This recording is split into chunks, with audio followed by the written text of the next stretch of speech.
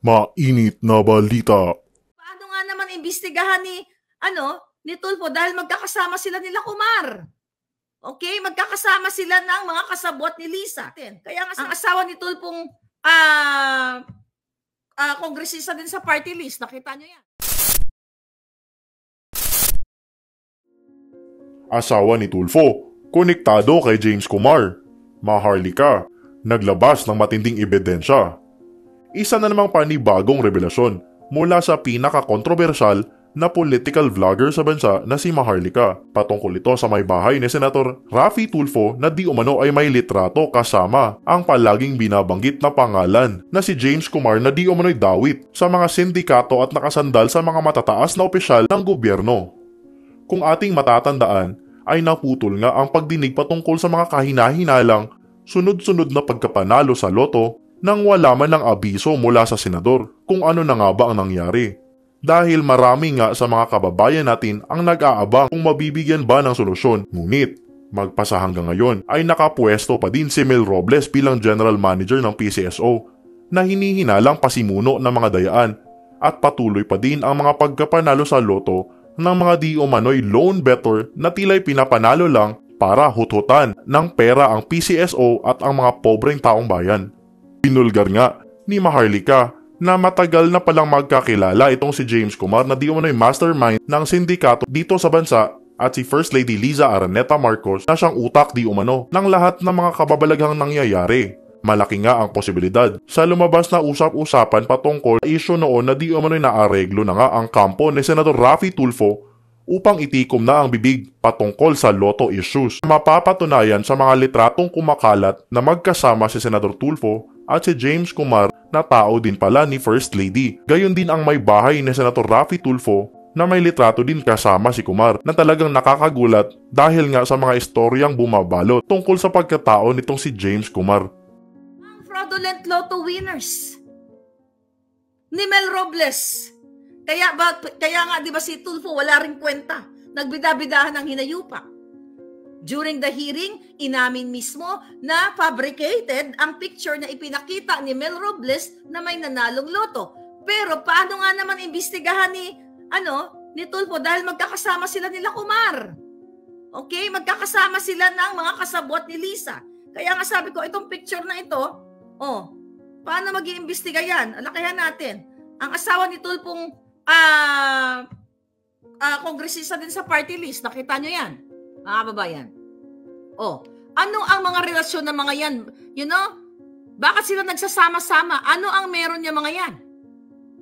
Kaya si Tulfo, ano nangyari dito sa mga fabricated winners, lone bettors? I'm telling you, sino ang kakampi niyo, mga kababayan? Wala na. Kaya kailangan na talagang dalhin sa kalsada lahat kayo magkaisa. Walang trabaho. Kasi palpak ang leader niyong bangang. So ngayon, mga kababayan, nakarating sa atin yung mensahe dahil gigil at galit na si Kumar at itong si Liza at si Chua. Dahil ayon sa ating source, matagal ko na sinasabi sa'yo, na si Liza Smugs at si Marcos Jr. ay kasabwat sa mga illegal na negosyo ni FLTC, Francis Lloyd T. Chua, na partner, former partner nitong si Distressed Mother. So, ayon sa ating source, mga kababayan, at sa ating puting ahas sa Malacanang, naulinigan nila, na itong si Chua, tandaan nyo, billionaire ito galing sa pera ng bayan. Ang mga negosyo niya at dealing niya sa gobyerno ay protektado ni Marcos Jr. Okay? Bakit nila nang ngayon urgent ito ang order nila na i-liquidate kami ayon sa puting ahas dahil sila ay kartel? Nakakaalarma, nakakabahala, pero hindi dapat tayo matakot habang ang presidente ninyong bangag ay paalis-alis at ngayon nasa Brunei na nilalangaw na ang kaniyang mga vlog o kanyang mga video-video na ginagawa. Okay? So ngayon, actually kasi silip ko lang, they have 5,000 live viewers. At yan 5,000 live viewers siya, kanina pa siya nagla-live at 31 million daw ang bumoto sa kanya. So ngayon, dito sa ating channel, paabutin ninyo ng more than 5,000. Which is nare-reach natin yan. Kaya pa sila nagla-live ng mga hinayupak. Ayan. So ngayon, ang na-report sa atin mga kababayan, sabi ko sa inyo, ito ay nakaka-alarma. Babasahin ko lang. Okay. Dalawang tao ang nag-message sa atin tungkol sa death threat nila kay Maharlika at dito, okay, kay distressed mother. Okay? Alright. Ang sabi sa akin, Miss Maharlika, mag-ingat ka dahil drug cartel ang binangga mo. Okay? Mag-ingat kayo ni distressed mother dahil may planong gurgurin kayong dalawa. Sabi ko nga, hindi na bago yan. Hindi na po bago dahil inireport ko na nga sa FBI si Lisa. Pero dahil may bagong death threat ngayon, okay, ay i-report natin si Francis Lloyd Tichua at saka si James Kumar. Dahil sa pag-expose natin ng kanilang actually hindi ako nag-expose ng pangalan ni James Kumar. Yung Indianong ito. Ang nag-expose sa kanya yung CCTV na nakita natin sa Senado during the PIDEA Leaks hearing na si Kumar at si Lisa ay magkasabwat sa panggugurgur at pagbabribe kay JM o Jonathan Morales. Alam mo, ito pa lang, alam mo, sa sobrang dami ng mga information, mga palangga, ipapakita ko lang sinandan pala ako ng picture nitong ni James Kumar at ni Chua bago pa ni FLTC, binisindan ako ng ating puting ahas, bago pa tinake down ni James Kumar ang kanyang Facebook page at ang fan page ni Lisa Tanas. So, ibig sabihin, itong First Lady Liza Marcos _ fan page. Imagine nyo, mga kababayan, binalikan ko yung mga mensahe sa akin ng informante. Ayan. Ito si Kumar. Ayan, di kailan ba to? August 16 of 2022. Magkasama na pala talaga siya ni Liza. Nakita nyo? Ayan. Nakita nyo, First Lady, fan page. So, nawala na yan sa Instagram. Ayan, si Kumar at saka si Lisa ay magkasama na. At ang date ay August 15, 2022. So, ano ang relasyon ni Lisa kay Kumar at ni Marcos Jr.? Kasi nga, maliban sa yan ay campaign donor. Bakit binura itong fanpage na ito kung ito ay randomly lang na fanpage? Hinanap ko kasi binalikan ko sa dami po kasi nagme-mensahe sa akin. So itong bago kong puting ahas na ito, ayan, ang dahil mga sinisend sa akin, lahat ng mga nagsisend sa akin, hindi ko naman kayang basahin lahat o i-absorb lahat sa sobrang dami ng information. So habang ini-scroll ko, dahil sabi palangga, meron kang bagong kayo ni distressed mother, meron kayong death threat. So ito yung picture ni James Kumar na burado na at yan si Lisa. Anong tawag? Anong sabi dito? First Lady, National Day Reception and Celebration of the 75th Year of Indian Independence. So ito, ang dami nilang picture. Ayan, Facebook ito na binura na nila. Okay? Ayan, sinend to sa akin Okay, ng ating puting ahas. Ang dami, mga luma na ito. Ayan, pinagsisend niya sa akin yan. Okay, na ngayon ko lang napansin yung iba. Ayan yung mga picture. Then also, sinend din sa akin yung picture ni James Kumar at ni Francis Lloyd Tichua at ng asawa ni Tulfo. Ayan po ang picture nila, Chua. Ayan. Ayan, si Chua, si Kumar, at yung asawa ni Tulfo. Kaya naloka ako. Sabi ko, di ba? Kaya nga, ano ang relasyon nitong mga julol na ito? So ngayon, mga kababayan, okay, balikan natin to. Okay, yung mga mensahe dito. Ang sabi, galit na galit, ngayon, si Chua, si Kumar, at syempre si Lisa, ang utos daw ni Lisa, ayusin mo yan. ayusin daw kami. Ibig sabihin, gawa ng paraan na maliquidate kami o magurgor ayon sa ating puting ahas or else. Di ba? Maapektuhan yung dealing nila ni Chua. Kaya daw ngayon, kabadong-kabado, itong si Chua, ayon sa ating source, di ba? Kung paano niya kontrolin ang information, kung paano niya ako kontrolin. Paano niya ako kontrolin? Paano mo ko kontrolin? FLTC ang bunganga ko. Dahil sabi ko nga sa inyo mga kababayan, kung gagawin ng Ombudsman Sandigan Bayan, lahat ng ahensya ng gobyerno, NBI, PNP, lahat imbestigahan ang mga crime na pinagagawa nito based sa ating mga information na nakuha at imbestigahan si Lisa, kalaboso lahat ang mga ito. Dahil may mga, sabi nga dito, meron silang mga eroplano. Miss Maharlika, hindi ka nila makontrol. Kaya Romanian ang titira sa inyo. Kailangan i-out mo to para malaman din at marinig ni distressed mother. Kinakabahan na sila sa iyong mga expose. Please mag-ingat ka sa kanila. Kay Chua, kay James Kumar. Dahil patatahimikin ka. Okay?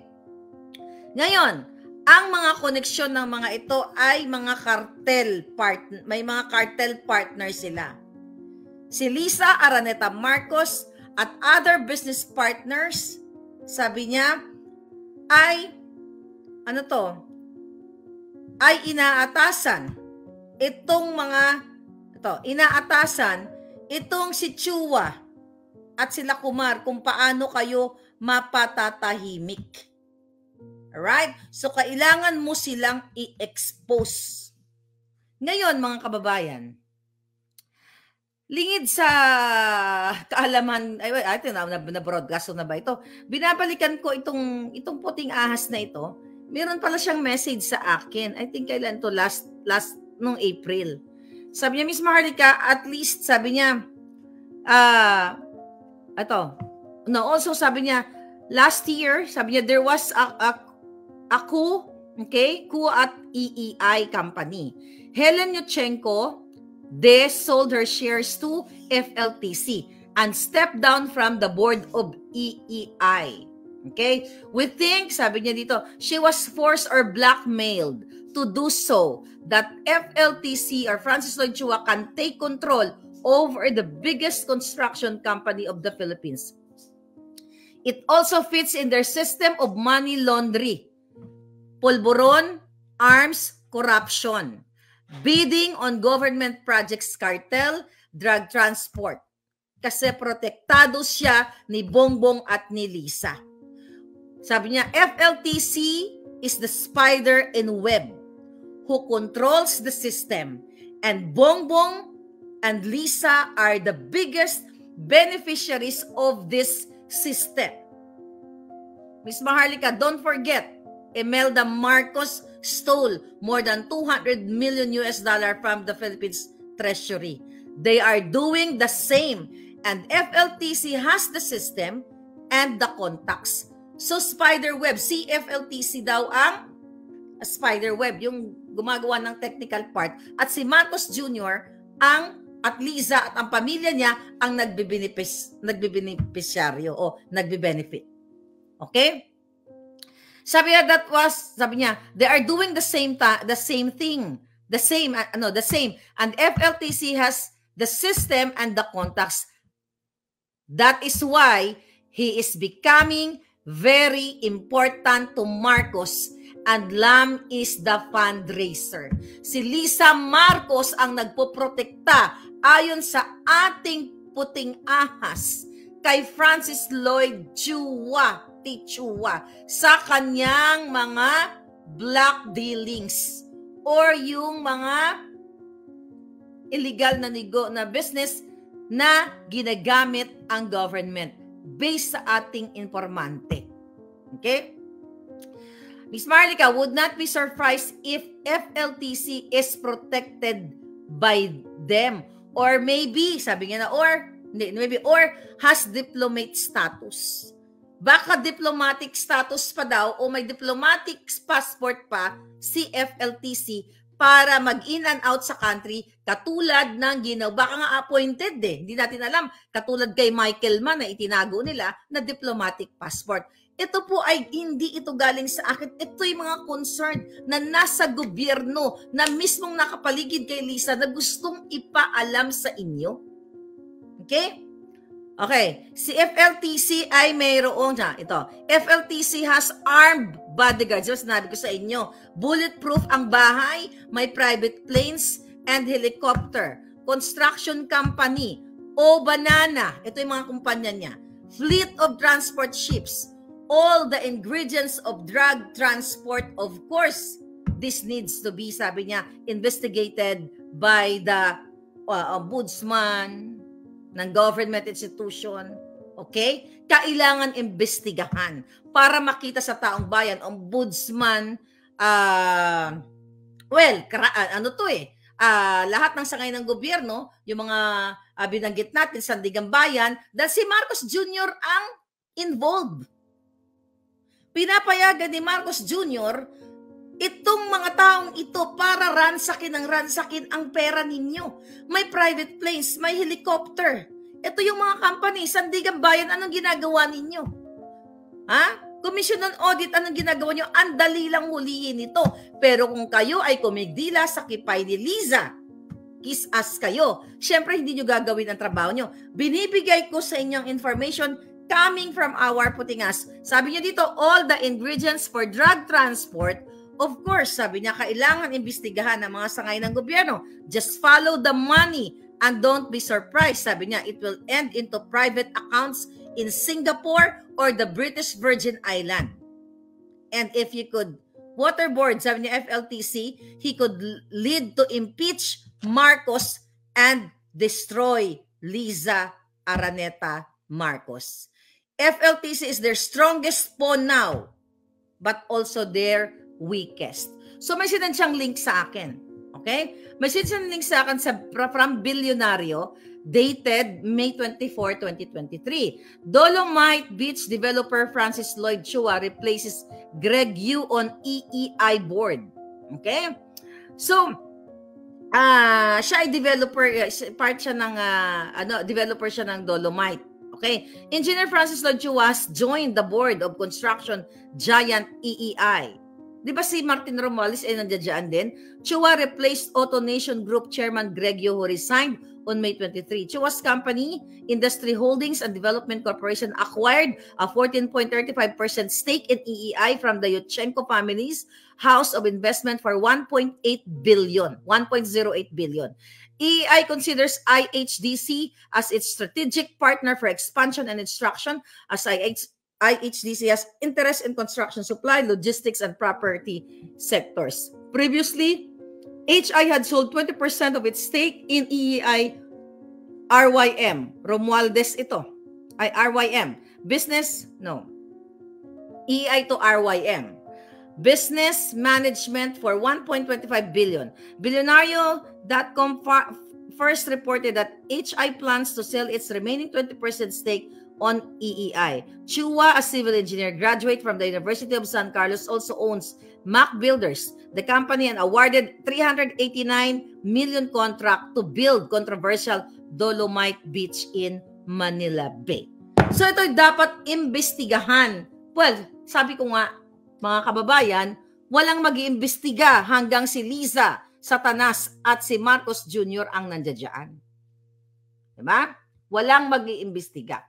So ngayon, pinaparating to sa inyo. At dahil ini-expose natin sila dito, mga kababayan, ini-expose natin ang presidenteng bangag. Diba? Ngayon, gusto kaming gurgurin. At gagamitin yung Romanian na mga manggugurgur. Yun yung binanggit ni Lisa sa interview niya kay Anthony Taberna na kung gusto lang nila, isang tawag niya lang sa Romanian o sa Romania. Recorded yan, nasa dyaryo yan. Andyan sa video niya na nakasave yan. Kahit burahin yan, nasave ko na lahat yung ebidensya na yan. Kasi ginagamit ko sa case ko para i-present dito sa Amerika na itong babaeng Lisa Tanas ay kayang magpagurgur gamit or isang tawag niya lang sa Romanian, mga palangga. So kaya nga, hindi na tayo pinakikinggan nitong presidenteng bangag. Sinusuppress ang ating kalayaan. Gusto kaming gurguguruin, kasuhan, fabricated crime. At ito kartel na. Mga palangga, palaki na ng palaki ang binabangga ko, binabangga. Well, more on ako. Kami ni Distressed Mother, first Distressed Mother, hindi naman siya nakikita yung kanyang mukha. But more on ako. Sa kadahilan ng gusto kong ipaalam sa taong bayan na hindi na lang 3 ang death threat ko. Imagine nito, galit na galit si Chua at gagawa daw sila ng mga propaganda against me. Okay, mga pag-discredit sa akin, kahit anong gawin mo, FLTC, Lisa, Mel Robles, kayo mga yawa, kayo Kumar, kahit anong gawin yung black propaganda sa akin, hindi kayo magwawagi. At ang gobyernong ito, kayo dyan sa Pilipinas, na may matino pa dyan sa ombudsman, sa Commission on Audit, lahat, I hope, ginagawa nyo. Pero hopeless na nga ang taong bayan. Isang silip lang yan. Makikita ninyo na ang pera ng bayan nandiyan. At si Lisa at Marcos Kuting ay protektor ni Chua. Bakit siya mayroong bulletproof na bahay kung wala siyang mga kalaban? Kung ikaw ay kung wala kang mga kalabang mga kartel din o manggugurgur din, bakit bulletproof ang bahay mo? Saan galing yung mga eroplano mo? Ang mga helicopter mo? Kailangan imbestigahan kasi base dito sa ating impormasyon, mga kababayan, pinoprotektahan si Francis Chua ay spiderweb. Siya ang on technical part kung paano gumawa ng mga illegal na transaksyon. Then ang pera ninyo, pera ng bayan, ayon sa ating informante, ay tinatransport. Maaring nasa Singapore, sinabi ko to sa inyo sa Singapore or sa offshore account. Kaya forever kayong mahirap, mga kababayan. Dahil yung opportunity, yung economic opportunity na tinatawag, yung livelihood program, wala na kayong aasahan. Gagamitan lang kayo ng mga ayuda dyan, di ba? Katulad ng ginawa sa Tawi-Tawi, nung pumunta yung mga kongresista at si Kuting, si Martin Romualdez Tambalosos na food poisoning ang mga yawa. I hope lahat sila food poisoning ng mga yawa. But anyway, ito yung epekto ng bangag na presidente at ang inisip nila ay hindi para sa inyo, kundi para ubusin, limasin ang pera ng bayan.